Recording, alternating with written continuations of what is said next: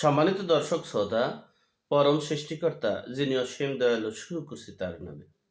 আজকের বিষয় ডক্টর মোহাম্মদ ইউনুস পালিয়ে যাওয়ার চেষ্টা করেছিল, কিন্তু বিশ্বের কোথাও পালিয়ে গিয়েও তিনি বাঁচতে পারবে না।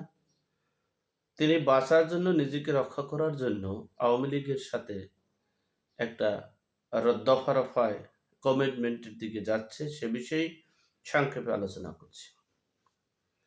আপনারা জানেন, মঈনুদ্দিন ফখরুদ্দিনের আমলে এই ডক্টর মোহাম্মদ ইউনুস তিনি মেকানিজম করে তাদের সাথে বসে 111-এর চেষ্টা করেছেন।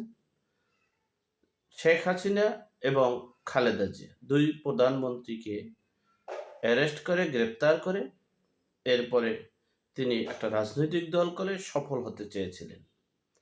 কিন্তু দুঃখের বিষয়ে তিনি মাঝপথে ব্যর্থ হয়ে তিনি চলে গিয়েছিলেন, বিদেশ পাড়ি জমেছিলেন। 15 বছর পর বাংলাদেশে আইনের মুখোমুখি হয়ে তাকে ফিরতে হয়েছে। ঠিক তেমনি 2024 সালের 5ই আগস্ট যখন শেখ হাসিনা বিশেষ মানে সেনাবাহিনীর নিরাপত্তায় তিনি ভারতে গিয়েছেন, ঠিক তখনই এই সেনাবাহিনীর আন্ডারে, সেনাবাহিনীর তত্ত্বাবধানে, সেনাবাহিনীর কন্ট্রোলে একটা অন্তর্বর্তীকালীন সরকার গঠন করেছে। সেখানে প্রদান করেছে ডক্টর মোহাম্মদ ইউনুসকে। ডক্টর মোহাম্মদ ইউনুস সেখানে বসেই রিসেট বাটন পুশ করবে, নতুন করে দেশ স্বাধীন হয়েছে, নতুন বাংলাদেশ তৈরি করবে, ইতিহাস মুছে ফেলবে। এরপরে তিনি ছাত্রলীগের রাজনীতি নিষিদ্ধ করেছে, 7ই মার্চের ঐতিহাসিক ভাষণ দিবস বাতিল করেছে, সংবিধান দিবস বাতিল করেছে। বিভিন্নভাবে তিনি বিতর্কিত হয়েছেন। এমনকি বাংলাদেশের স্নাইপার অস্ত্রের মতো অস্ত্র ঢুকেছে, 10 ট্রাক অস্ত্র মামলার আসামি এবং ফাঁসির আসামিগুলো জঙ্গি, 144 জন জঙ্গিদেরকে ছেড়ে দিয়েছে।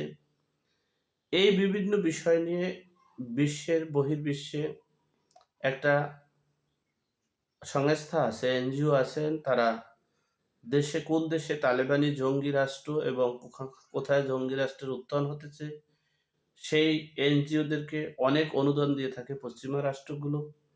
সেই পশ্চিমা রাষ্ট্রগুলো অনুদান দেওয়ার পর তারা যে তথ্য দেয় সেটি অনুসন্ধান করে, সেই অনুযায়ী তারা পদক্ষেপ নিয়ে থাকে।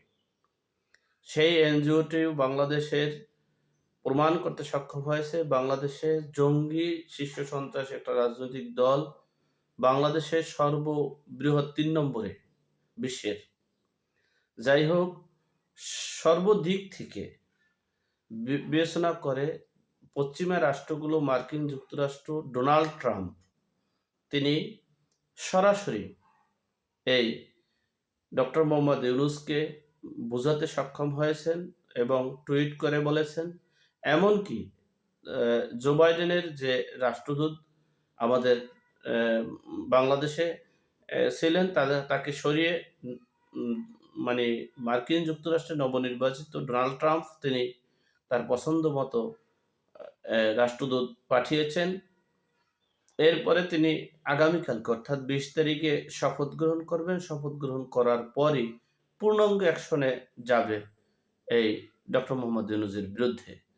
এবং যে ডক্টর মোহাম্মদ ইউনুসের যে তথ্য উপাত্ত, টাকা পয়সা, ব্যবসা, হিলারি ক্লিনটনের সাথে, যে ডেমোক্রেটের সাথে, সে বিষয়ে সব কিছু খোলসা হয়ে যাবে।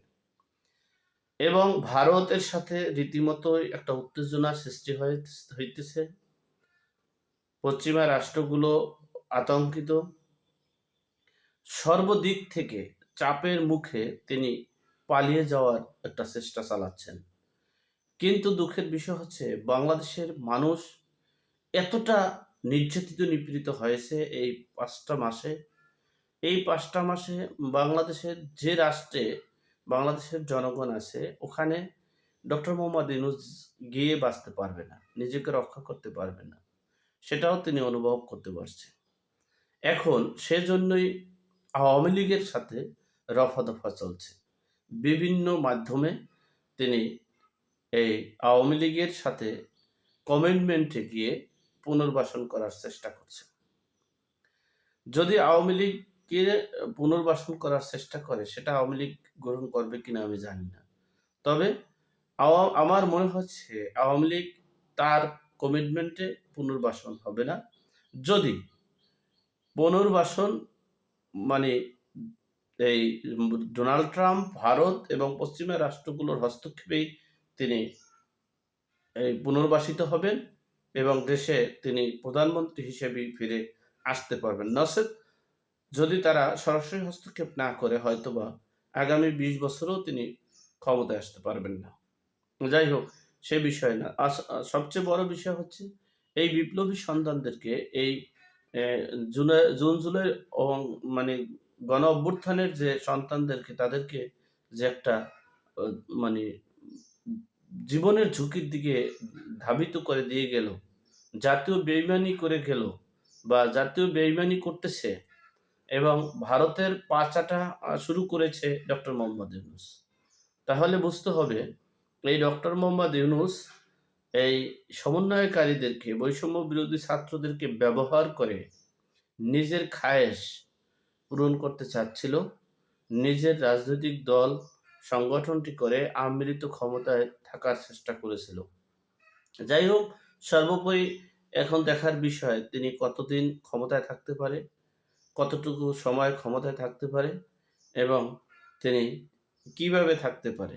যাই হোক, আমরা তাকে তার জন্য দোয়া করি, তিনি যেন ভালো মতোভাবে সুস্থ শরীরে বাঁচতে পারে, ক্ষমতায় থাকতে পারে এবং তিনি যেন রিসেট বাটন পুশ করতে পারে, বিপ্লবী সন্তানদের সফলতা করতে পারে, সেই তৌফিক দান করুক। আমিন। আসসালামু আলাইকুম।